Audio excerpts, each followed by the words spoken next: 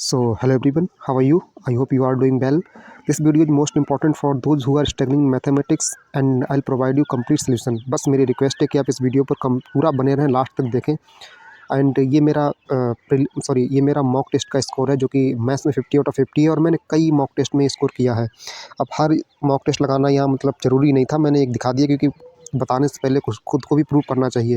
And this is my CG 2024 का prelims का score है 147 आउट ऑफ 200। तो ये मैंने सिर्फ इसलिए लगाया है ताकि आप लोग विश्वास करें, वीडियो पर बने रहें। तो चलिए हम वीडियो को स्टार्ट करते हैं और हम किन टॉपिक्स पर आज इस वीडियो में बात करेंगे उसको मैंने लिख के लाया हूँ मैं। और आप देख सकते हैं सारे जो भी एक एक पॉइंट लिखा हुआ है इस वीडियो का।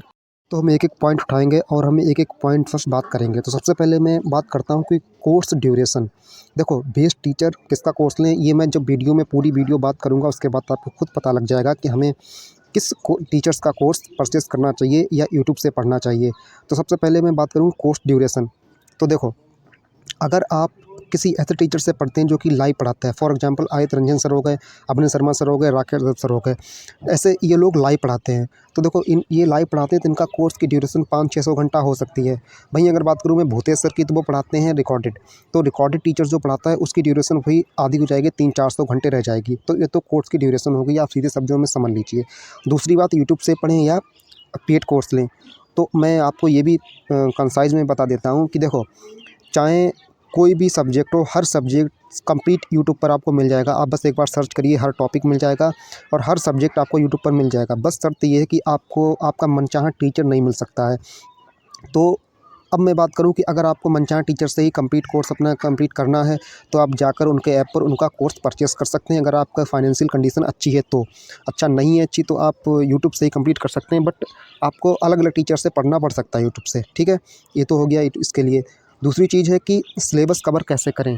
तो देखो, सिलेबस कवर करने और एक चीज़ और है इसमें कि नोट्स कैसे बनाएं। सिलेबस कवर कैसे करें, नोट्स कैसे बनाएं, इन दोनों चीज़ों को मैं एक में ही कंपाइल कर देता हूँ। तो देखो, सिलेबस कवर ऐसे होगा, अगर आप पहला चैप्टर पढ़ रहे हैं परसेंटेज, तो परसेंटेज के नोट्स कैसे बनाएंगे आप। सबसे पहली बात तो क्वेश्चन को नोट नहीं करना है। जो बच्चे क्वेश्चन को नोट करेंगे उनका सिलेबस कभी कवर नहीं हो पाएगा, कभी कंप्लीट नहीं हो पाएगा। दूसरी चीज़ है कि जैसे आपने परसेंटेज पढ़ा तो उसमें जो भी आपको फार्मूला हैं, जो भी इंपॉर्टेंट परसेंटेज हैं, उनको आप नोट कर लीजिए और क्या करिए, उन्हीं को बाद में जब आप जैसे कि आपने टीचर्स का कोर्स किया उसके बाद आपने प्रीवियस ईयर क्वेश्चन लगाए या जो टीचर सीट देता लगाने को वो सीट लगाई, तो आपने जो भी सीट लगाई उनमें आपको जो भी क्वेश्चन नहीं लगे उनको मार्क कर लीजिए। और फिर टीचर्स ने जो लगवाए थे उसमें आप देखिए कि नोट्स में अपने जो भी नहीं लगे आपसे उसमें देख कर लगाइए, ऐसे ही आपका रिवीजन हो जाएगा।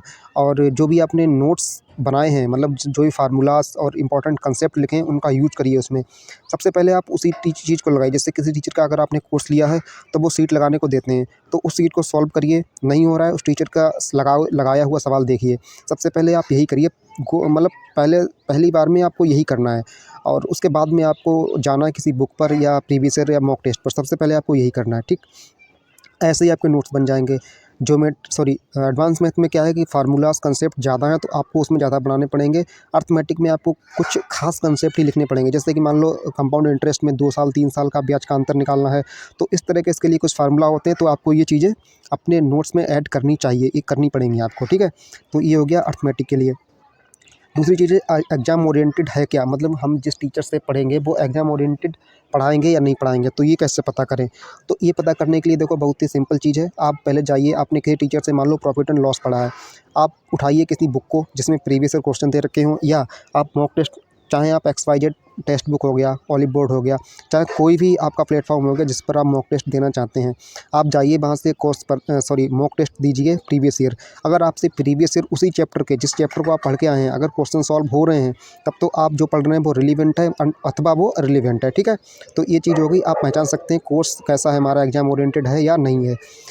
प्रीवियस ईयर आप कैसे सॉल्व करें। देखो, पहली बात तो मैं बता दूं कि जितने भी टीचर्स पढ़ाते हैं, चाहे वो यूट्यूब हो गया चाहे वो ऐप हो गया, सारे टीचर प्रीवियस ईयर ही इस टाइम पढ़ा रहे हैं। तो आपको वो जो सीट देते हैं लगाने के लिए, उस सीट में भी प्रीवियस ईयर क्वेश्चन ही होते हैं। तो आपको पहली बात तो किसी बुक की मतलब परचेज़ करने की ज़रूरत नहीं पड़नी चाहिए मेरे हिसाब से, क्योंकि हर टीचर अपने कोर्स में ही जैसे अर्थमेटिक की बात करूँ तो 150-200 क्वेश्चन दे देता है, और प्रीवियस ईयर की बात एडवांस मैथ की बात करूँ तो हर टीचर लगभग उसमें भी 300-400-500 क्वेश्चन दे देते हैं। तो आपको वहीं से अगर आप चाहें तो आपको उनको 2-3-4 बार जब प्रैक्टिस करेंगे बार-बार, तो आपकी कंप्लीट प्रैक्टिस वहीं से हो जाएगी प्रीवियस ईयर की। फिर भी आपका मन नहीं मानता है तो आप किरण की बुक ले सकते हैं, आप पिनेकल बुक ले सकते हैं, आप राकेश यादव सर की बुक ले सकते हैं, अभी गगन प्रताप सर की कई बुक हैं, आप आदित्य रंजन सर की बहुत सारी बुक्स निकाली। अब तो बहुत सारी बुक्स अवेलेबल है मार्केट में। अभिनय सर की एक एडवांस मैथ की बुक जो काफ़ी फेमस है।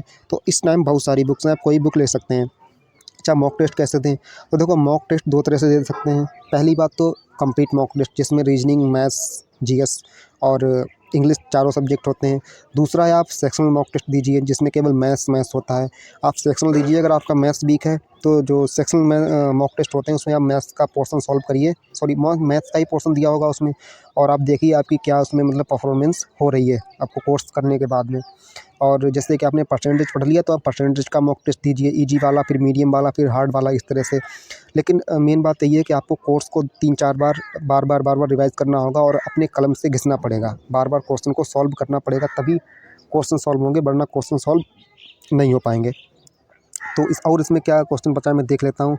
हिंदी मीडियम, इंग्लिश मीडियम वाला क्वेश्चन है। तो देखो, हिंदी मीडियम और इंग्लिश मीडियम का मैथ्स में कोई महत्व नहीं, मतलब कोई फ़र्क नहीं पड़ना चाहिए, क्योंकि सारे टीचर्स हिंदी और इंग्लिश दोनों में क्वेश्चन लिख के लाते हैं।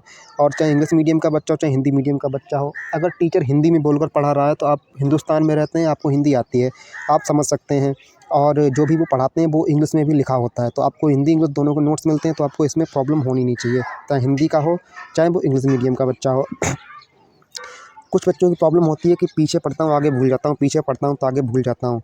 इस चीज़ का सल्यूशन सबसे बेस्ट तो यही है, अगर आप मॉक टेस्ट देते हैं तो आप कभी नहीं भूलेंगे। और अगर आपका अभी सिलेबस कंप्लीट नहीं हुआ है, मॉक टेस्ट नहीं देते हैं, तो आप एक काम करिएगा, जैसे आपने अगर 4 सब्जेक्ट पढ़ लिए हैं, तो 5वें सब्जेक्ट पर जब पहुँचे, 5वें टॉपिक पर जब पहुँचे हैं आप, तो आप क्या करिए, 5वें चैप्टर, जो पहला चैप्टर आपने पढ़ा था, तो आप उसके 10-20 क्वेश्चन सॉल्व कर लीजिए। जैसे मान लो परसेंटेज के 15 क्वेश्चन सॉल्व कर लिए, प्रॉफिट लॉस के 10-15 सॉल्व कर लिए। इससे क्या होगा कि आप पीछे का भूलेंगे नहीं, आपका धीरे-धीरे रिवाइज चलता रहेगा। मॉक टेस्ट प्रॉब्लम जो होती है कुछ बच्चों को, जैसे कि ऐसे क्वेश्चन सॉल्व करते हैं तो सॉल्व हो जाते हैं, बट मॉक टेस्ट में देते हैं तो उस गिवन टाइम में सॉल्व नहीं होते हैं। तो इसका एक ही सल्यूशन है कि आप लगातार मॉक टेस्ट देते रहिए, धीरे-धीरे आपकी वो चीज़ हैबिट में आ जाएगी। एंड सेकंड थिंग ये है कि आप सिलेबस को कंप्लीट करिए भाई। देखो, अगर आपका सिलेबस कंप्लीट नहीं होगा तो मॉक टेस्ट आप देते रहेंगे तो आप स्टक कर जाएंगे भाई 20-25 नंबर पर, 20-25।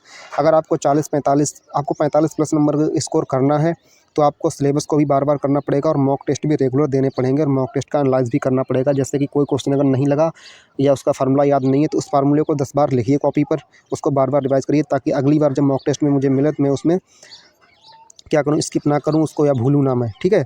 तो ये सारी चीज़ें हैं मैथ्स की स्ट्रेटजी के लिए, और इसी तरह की बाकी सब्जेक्ट की स्ट्रेटजी के लिए हमारे चैनल को फॉलो कर सकते हैं। तब तक के लिए धन्यवाद दोस्तों। वीडियो को लाइक करें, चैनल को सब्सक्राइब करें।